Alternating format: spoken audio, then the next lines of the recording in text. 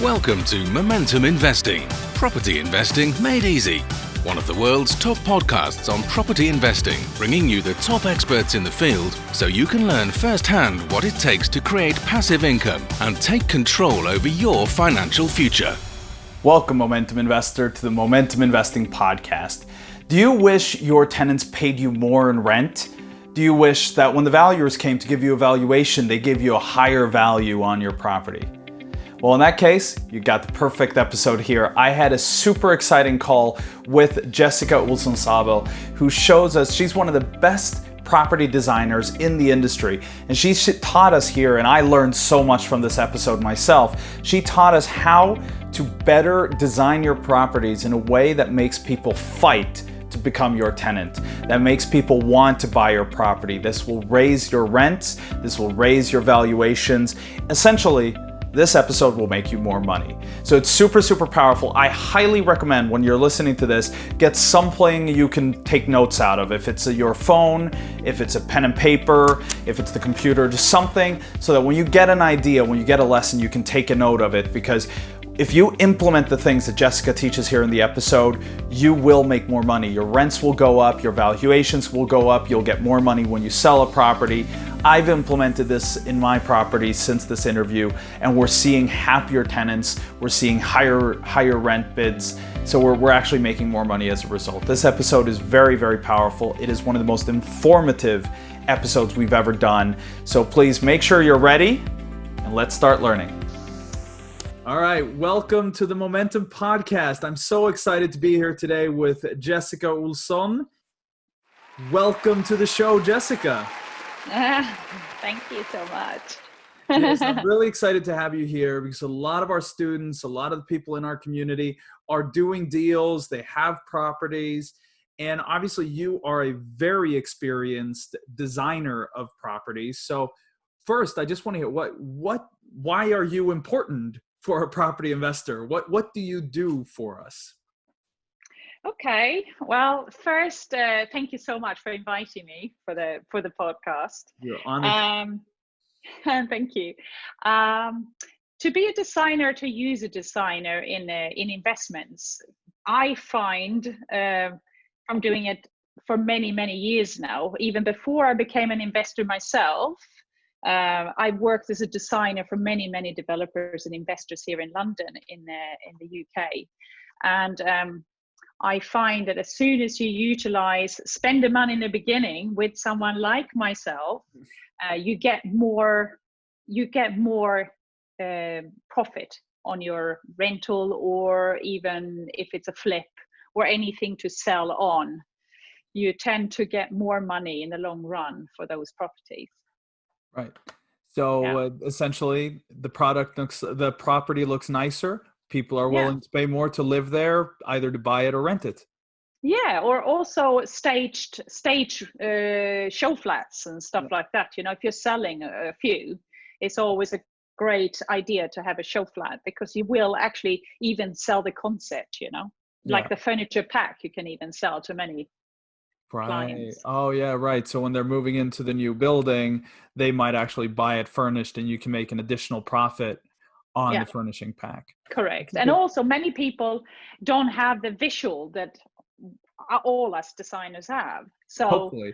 yeah, but there's plenty of visual people. But what I'm saying is that that if you're not a visual, if you come into a show flat or a really nicely done up rental property, or let's say it's a HMO, and the rooms are really nicely laid out, it's a concept, so it makes people feel fussy inside and they go, I want to live like this, you know. No, I get that. I mean, I am very much like, I love our spreadsheet, I love our numbers. Gisela, my wife, obviously, is the one who's more, she'll see the blueprint and she'll go, oh, wow, if you could do this and that and the other thing just from a drawing. And I'm kind of going like, yeah, but I like the spreadsheet. I like my numbers here. This is going to be profitable. So we do all come from a different kind of space there mentally. Yeah, I'm definitely a Gisela there. Yeah. That's why you like each other. Yeah. Yes. So I was thinking, for everyone who's listening, I mean, obviously a lot of people would love to get more out of their rentals, or be able to sell for more, or make these extra profit packs. But what would you like, some simple advice, like if I'm completed an HMO, for example, if I've done an HMO, what kind of things could I do that maybe aren't that expensive but would increase my potential rentals? Yeah, so design does not have to be very expensive, first of all, especially if you learn the trade yourself, the little tricks behind the scenes, so to speak. The key, I would say, is the art. Spend a little bit more on the art and bigger art. Right, you mean like And paintings on the wall now? yes, or it could be a repeat pattern. It doesn't really matter, but it's more of putting stuff on the walls and also create interesting space with just maybe a color. We don't all have to go gray anymore, by the way, everyone. Right, the classic, what is it, the gray beige type colors. Yes, gray is great, but it doesn't have to all be gray. Yeah. Right. So it could be a feature wall, or it could be two walls that are a different color, or what type all of color are we talking? I have a defect color site, so don't give me crazy ideas now. I'll go put an orange wall in a room. Actually, orange can look really nice. Oh, okay, all right. See, that's how much I know, right? So, what kind of, how would you do this? Yeah, so for example, most ranges for HMO packs and so on, like sofas and things, they're gray. In general, to keep on budget, gray is a good color. It doesn't stain that easily, or doesn't show stains, right, I should say. So it's quite a good base color to use gray, but to use gray on the walls as well can look a little bit boring, right? Yeah. So it could be quite interesting to use a pale green across all the walls, or you could use a feature wall, which is behind the sofa, for example, or you could do a L-shaped feature wall. So you have behind the sofa and the side. What is a feature wall? What does that mean? So feature wall could be, for example, a very strong color. Right. So it's almost like a wall, nothing on it, but just with a standout color there. Correct. Yeah. So that could be, let's say that you have let's go back to orange. For example, okay. Let's use my bad example. Right. Yes. Let's use a bad example. Yeah. So orange, for example, behind that sofa, or maybe you do an L-shaped feature wall. So it's behind the sofa and the left wall next to the sofa. And then you create interesting space with cushions with orange and black in, for example, or black and white cushions and an orange one. So you interlink that strong color. So that's a little like, as now I'm going to go to like men's clothes. That's like having orange socks and like an orange like handkerchief to make that match, kind of thing. But you don't want the orange hat as well, because then it's too much. Exactly. You know what I mean?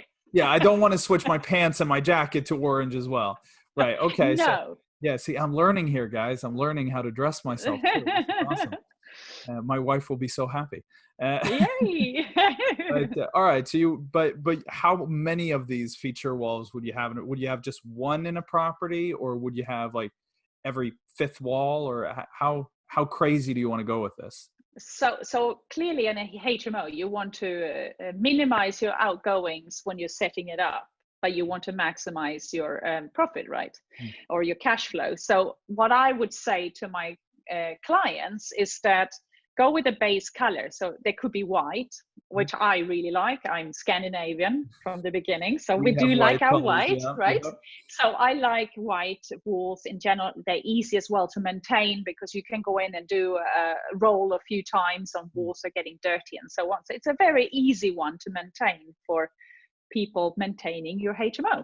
So you could then do feature walls right behind the beds in all the bedrooms, for example. Right. Or if you have very long bedrooms, you could do it on behind the wall of the bed and one more, so an L-shaped one. Right. Yeah. So you probably do it in the rooms. Would you do anything like to the common areas there as well? Yeah. So the common areas, sort of, either you can do all walls, but not in a strong color then, but you can maybe have orange all walls, right? yeah. It's like a little orange box. Right. So you might do one wall. Well, you might do is that where the pale green kind of comes in then? Would that be No, so if you had an orange feature wall in your communal area, you wouldn't go orange in the bedrooms anyway, because orange is not for everyone, right? Right. So a strong color like orange, I would never suggest to my clients to have in the bedrooms, because not everyone likes orange, and we need to appeal to a broader Yeah, market we than want to only get a few. people literally bidding to live there. Yeah, correct.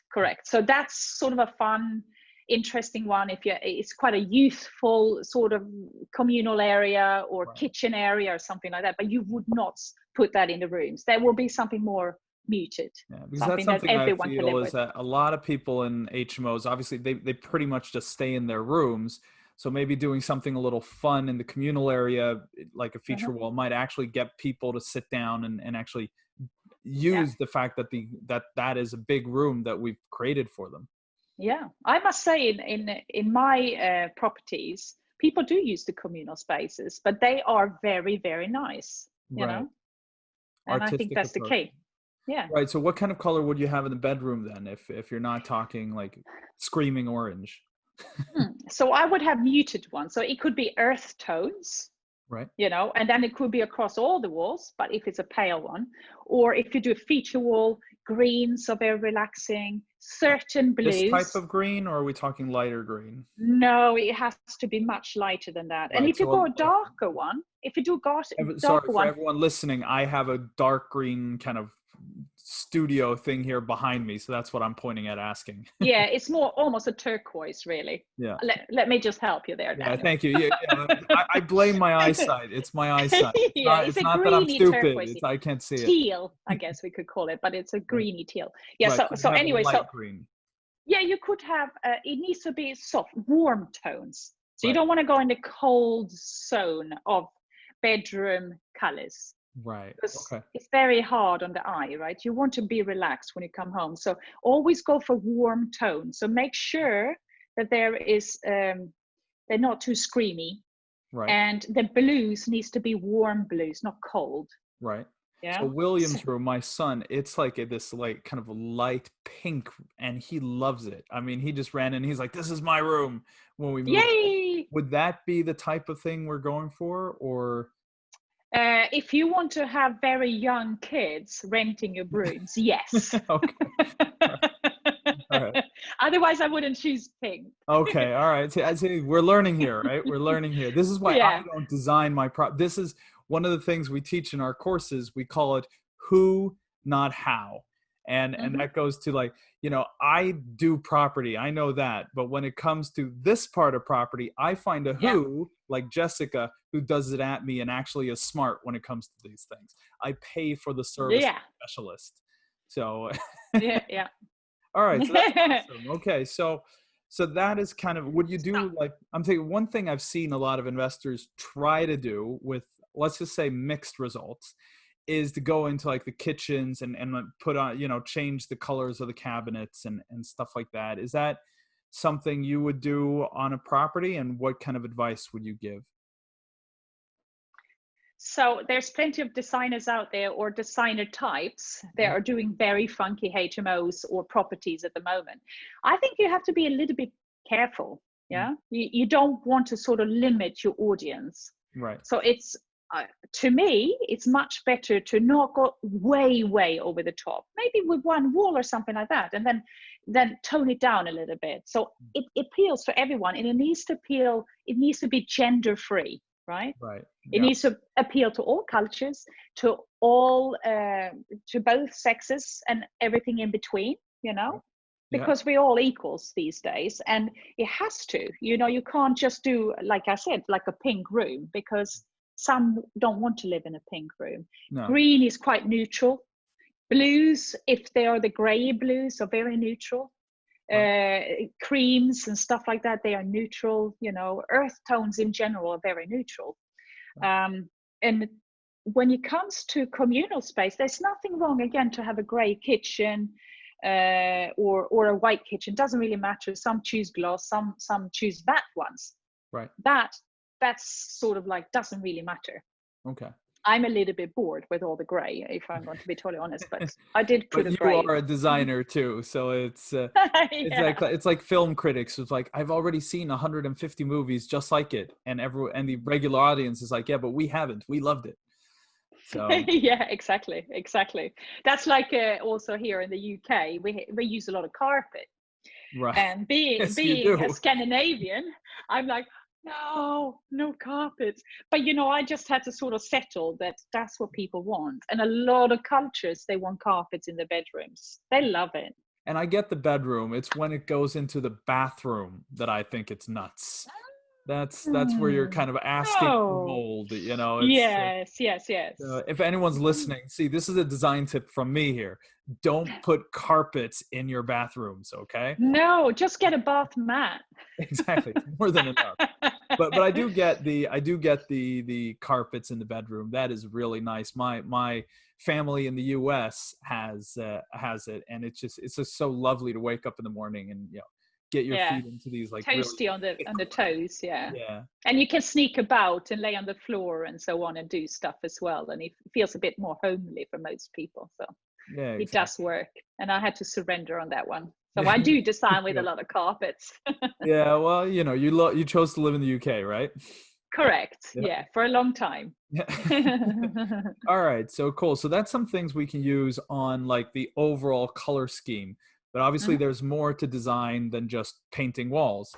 What else Yes. what else can we do? What are the other kind of tricks we can use?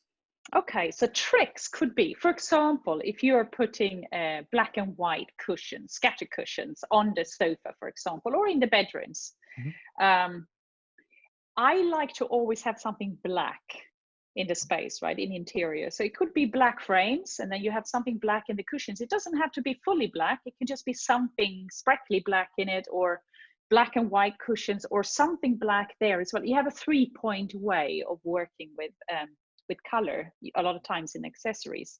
So you could have black on the walls, on the frames, or in the art, and then have chrome framing. That's fine as well, but something black, and then you have black a little bit on the cushions, and maybe you have something black in the throw as well that you Right. put on the bed. Or it could be there could be frames on 2 different walls, so you have a 3-point.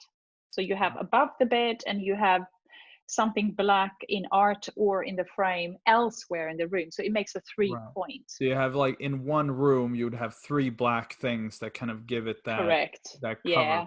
Right. It's almost a triangular shape. If you could imagine it going in 3 different areas in a triangular Right. shape, that's sort of how you work with it And you'd to like to have balance the that in room. every room or just in certain rooms? Um, I like to utilize black in all spaces. Maybe not kitchens. That doesn't really matter, because you have kitchen accessories and you have kettle and toaster and all that sort of stuff. So it's very, very different. But when you come to living space and so on, black is a very nice sort of calming effect if it's not used too much. Right. You know. Okay. Mm-hmm. Right. So it's just like put points here and there to create Mm-hmm. that Yeah, three point. 3-way. So it's a triangular black sort of Okay. color. Yeah. Cool. Yeah, because that's something I see very few actually landlords are even putting pillows on the sofas. They buy the Mm. sofa and they just put it there. So that's Yeah. even just something that simple makes a difference. Yeah. I always do in all mine. Yeah. Yeah. And I actually, what happens as an investor, I even offer my scatter cushions and my throw, even the bed linen I have staged the rooms with. I offer that as packages for the rental people that are coming in, so they can Oh, buy it off me if they want to. right. So you don't include that naturally in the No, property. otherwise I take it out and then I use it for the next one. When that person moves out, I then put it back in for staging and showing the room. Right. So how Yeah. much of this do you use as staging? What do you have as your fixed part, and what is the staging components? So I have so the duvet and my pillows, for example, Mhm. and bed linen gets taken out except the mattress protector. Right. Everything else I take out personally when a tenant moves in, but I always make sure that they know that they can get that as an extra and Right. it's only to cost. I never charged extra Right. You for don't it make because money off of it, but no, you've bought one setup, that's your staging room, and then that travels as rooms yeah. get filled, kind of. Yeah. And then the scatter cushions, they get taken out if they don't want to buy them and the throw. So they Right. can bring their own, but that doesn't stay because you end up losing them. I can So imagine that. Yeah. yeah. Okay, So cool. yeah, most people they do choose to take the bed linen and the duvet and the pillows, at least of the ones I work or have had in my rooms. So Well, I guess it depends on how nice it looks. yeah, exactly. And I find, like I have one property where I have, it's full of doctors. It's right by a hospital, Right? and they don't really, they are in a contract maybe with that hospital for 6 months, a year. They haven't even come to view the room. So again, the visuals they are very important because they only see it on a video walkthrough or via pictures, and they buy your lifestyle basically via pictures or a video. Right. So therefore, they don't want to bring lots of stuff. They come with a suitcase, literally with clothes, and Yeah. they don't want to go and get a pillows and all that. So they usually buy the kit. Right. It's just easy for them, nice, Yeah, good yeah, design. All yeah, right. yeah. How about other kind of things that are used? I mean, how much do you use, for example, when you're doing showings or for a flip, for example, do you use flowers? I know the tricks of like having freshly baked bread coming out of the oven, and Yeah. I've heard so many different things you can do, but what do the pros do? Yeah, so I think in America they will do the bread, and Yeah, they will have a little bar on the side and the coffees and exactly. teas. I don't think Britain especially or here it's not so common to go to that level. Right, Um, but I do believe in fresh flowers and the staging as in a lifestyle again, but not overly dress it because you don't get that money. You in this country it's not so easy to lease furniture for right, staging for a while. You can, but it's very sort of costly. It's not so common, so you have to um, cash lease furniture or pay up front for furniture that you then have to sell yourself. So I tend to go as minimal as we can for it to look good, right. but again work with the art, the scatter cushions, a few throws, fresh flowers, and a couple of dishes maybe, or like set up the table for four or something like that, depending on the size of the property, Right, just just to to make make it it look really nice. look like someone could live here. Yeah, but personally I don't usually use fresh foods and things like that in my staging. I did a lot in the past, but I don't do so much these days. Right, and you haven't noticed a big difference from no. No, I don't think magazines and stuff like that is great, or coffee cups out, or possibly a bread or something like that, like quite easy stuff too. But Right, the just whole get a thing of sense of so baking they and can so on. see themselves actually living there Yeah, with yeah, what they would have, kind of thing. yeah. Or if you're doing the photo shoot, sometimes it's quite nice to bring in fresh fruit or vegetables and things and Right. lay it out, and like a working space in the kitchen sort of thing. Right.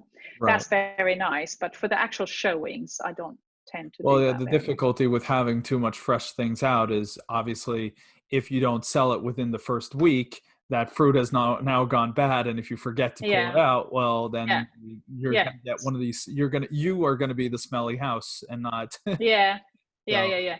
And I find the ones that doing staging themselves a lot of times overdress the space, right? and They're make it going, feel yay, we cramped go, in we the go, bed. yeah. They go, oh, we're going to design this, and there's, let's say, yeah, mustard has been really, really popular for the past 2 years, right? And people use a lot of mustard. It's like on the scatter cushions, it's in the art, it's in the flowers. There's yellow, and there is in the teacups, and everything is just a lot of the yellow, and that's too much. You Right. just need to tone it down and keep it again sort of neutral. Yes, a statement, but tone it down and not too much accessories. Right. So it's enough to, as we said, have the socks and the handkerchief. You don't have to have the hat and the jacket as well. Correct. Right. Yeah. Uh-huh. Right. Yeah, I get that. Okay. Well, that's very, very interesting. And I think this, by using these things, obviously by I think you said it best when you said, you're creating a home, you're creating a living experience. You're making people feel this is where I would like to live. And it's these details that do it. Art wise, what do you do with art? I mean, are you talking like big paintings, or is it sculptures, or, what do you tend to use? I feel that it depends on the market you're after. Mm. If you're high end, I would say showcase someone else's art is perfect for that. It's really, really nice if you can get a artist they're willing to lend you some really nice pieces. Right. So Yeah, for them, that would be like a gala opening, is they get to correct. Yeah. Right. Yeah. So that's fantastic to do that. Even an art gallery sometimes can lend you if it's really high market, right? It's a little bit like people going to the Oscars or something, right? When they're borrowing jewelry from various designers and so on, or dresses. It's the same thing. But if we're going down to more the sort of the bracket like a student HMO, for example. Yes, or young professional HMOs, or even a buy to let or something like that. There's various different websites where you can actually buy images repeatedly, and they come to you printed in the size you want them, and you just frame them. You can get frames from IKEA, or we have a lot of different companies here, like the Range or Dunelm, that does picture frames, or you can get them on eBay or Amazon or something like that, and then you just pop them in, and you could do repeat. But they have a lot of different art in these sort of websites. So what type of art would you recommend? Is it more like calm, passive, or is it more loud and size wise? What should we be doing? So if you have only white walls, the loud artwork can be quite nice. You can go for quite bright colored art because you haven't put color on the walls. Right. If you have a bright feature wall, I would tone it down. So then black and white art looks really nice.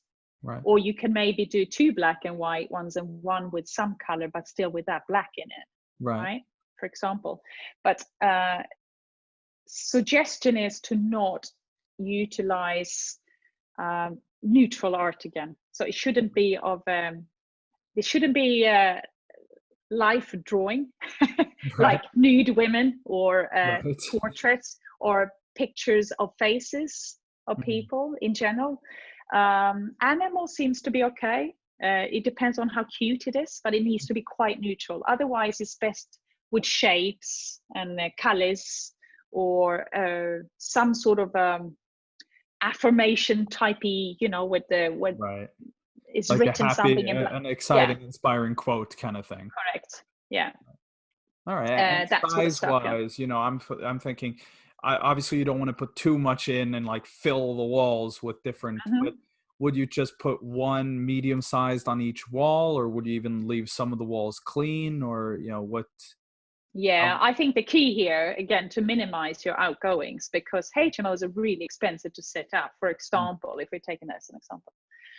So either one large piece of art on top of the sofa, above the sofa, and then maybe one piece of art somewhere else in that room, or 3 A3 sized next to each other with maybe 10 centimeters so between each picture, with the same height of them all. Right, so you have like a collage of them 3 next to each other, and then you don't need it anywhere else. Right, and those would kind of stick together somehow. They're telling a story together. Telling a story. You could even repeat them. Right, yeah, you can be that boring. You can even repeat them. Times. Right. Yeah. Repeat looks quite nice in those sort of spaces, so that's sort of okay too. So like the Flash in 3 pictures, and it's him running. There you go. See, I'm born for this design thing. I'm really seeing that this is my skill set. But and in the bedrooms, though, a lot of times I tend to do either one picture, because the beds are usually not huge in HMOs, for example. No, exactly. So you usually have double bedrooms, or double beds, or you have small doubles, right? So it's either or, one of those two. So I tend to go for either one A3 on top of the bed, or I do maybe 3 A4, which is a sheet of a paper, right? Yeah. So 3 of those. And then maybe if you'd use the A3 on top of the bed, you could maybe do 2 on a different wall. Right, and do so 2 you A4s have this smaller. Mm-hmm. Right. Yeah, so you do 5 pieces very similar in the room, 3 above the bed and then 2 somewhere else, for example. Right. Okay. Or you can do an A3 and then you do either 3 A, sorry, So A4. one big A3 above the bed and then 3 A4s on another wall. Yeah, exactly. Okay. Yeah. Cool. Mm-hmm. Well, that's really exciting. I think we all have a lot of things we can do to our HMOs, and that's what's so cool is this is not very expensive. This is like, small art pieces, print the photo, put it in, and imagine if it gives you, say, even if it's just 25 pounds per month per room in a 4-bed HMO, you're talking 100 pounds per month, and that's essentially pure profit there. That's that's just added to the income you're already having, which is 1,200 pounds a year. That's a lot of money. Yep, and people stay longer. And they stay longer, so you got less turnover, and probably they'll take care of it better because it feels more like a home, bringing down your operating costs. Absolutely. Awesome. So would you like to, we got to start wrapping up, but this was awesome. I would love for you to give like one kind of parting tip, one last nugget of wisdom for us to bring with us. Okay. Leave it to the designer. Can I say that? Yeah, exactly. So I give it to a designer. So far in this interview, everyone's realized why I do this. But I think I agree. I agree. Yeah, that's my wisdom. No, the wisdom would be to not be so scared of being different, You actually pride yourself on being a little bit different and not do exactly what everyone else is doing. Just because everyone else is putting in gray walls, gray skirting boards, gray doors, gray everything, you don't have to do that. Yeah. Really? Perfect. Yeah. But on the other side, don't go too far in the extreme either. Exactly. So find that happy middle where you're a little unique, but not crazy. Yeah, exactly. Awesome. All right. So if someone wants to get a hold of you, hire you, talk to you, learn from you, how do they get a hold of you, Jessica? Well, they get hold of me via my website. Feel free to go and look at it. It's brand new. I'm very proud of it. It's Jessica with a C, Jessica. And my design company is Urban Rook. So it's URBANROOK, then .co.uk. So that's Jessica Urban Rook, one word, .co.uk. Correct. Perfect. And everyone remember, Jessica with a C, not a K. So Jessica with a C, urbanrook.co.uk. Yeah. That's awesome. I haven't even seen your new website, so I'm going to go take a look. Yay! Sounds awesome. So thank you so much again for joining us. Thank you. Thank you so much, Daniel, for having me. Thank you. I appreciate it. Thank you, everyone who listened. I hope you can take some of these things to your properties, or I know you can, and I hope you do take these to your properties, implement it, because it will help you get higher rents, higher sell prices, lower voids, lower maintenance costs. I just hear pros here. Just don't listen to my advice. Listen to a pro like Jessica, because they actually know what they're talking about. Correct. All right. Thank you so much, everyone. And I'll speak to you all soon. Thanks. Wow, right? Thank you so much for listening to this whole episode. And wow, we learned a lot, right? You now know what you can do to start making more money. After this episode, since I recorded it with Jessica, I've gone in and implemented this in some of our properties, and we're seeing happier tenants. We got more people who want to live there. We're getting higher bids for rent. So you actually make money if you implement this. This works. Jessica is brilliant, as you saw. I learned a lot. I hope you learned a lot, and start implementing this into your life. This is so, so powerful. And if you see that some of these things will increase your income, please leave us a review. Just, give us a 5-star review. It really helps us get the word out and get more people excited about property and building their portfolio and dreams. So I really appreciate that. Now, our next episode coming out next week, super, super exciting. Make sure you're subscribed to the podcast, because we'll then send you, or your program, what you're listening through, will send you a notification the moment it goes through. Now, as you probably know, one of the best ways to make money from property is taking something that is kind of in poor shape and making it better. It can be I'm converting a pub into flats. You could be taking it, you could just buy a really rundown house and refurbing it up. It's what we call forced depreciation. It increases the value of the property and makes you a quick buck, so to speak. It makes you some instant profit. Well, what do you do if your planning doesn't go through? Does planning always go through? What happens if the council says no? Well, that's happened to me on one of the projects I'm doing. I've had the council come in and say, no, we're not going to grant you this permission. Does that mean it's over? Does that mean we can't make money from that process? No, it doesn't. I asked David Kemp, one of the top building consultants, appeals consultants, I should say, in the entire UK property market. He's the one who's coming in and helping me with my project to make sure to get that, to appeal the decline of our planning permission and get it overturned so that we can get the project built and make that incredible profit we're going to, because we're building these amazing homes for people in an area where they really need it. So in our case, it was actually wrong by the council to say no, but they did, and now we're going to get that appealed. And David is one of the best at this. So he's going to walk you through what can you do before you send your application in to make sure you are in a position to get it accepted.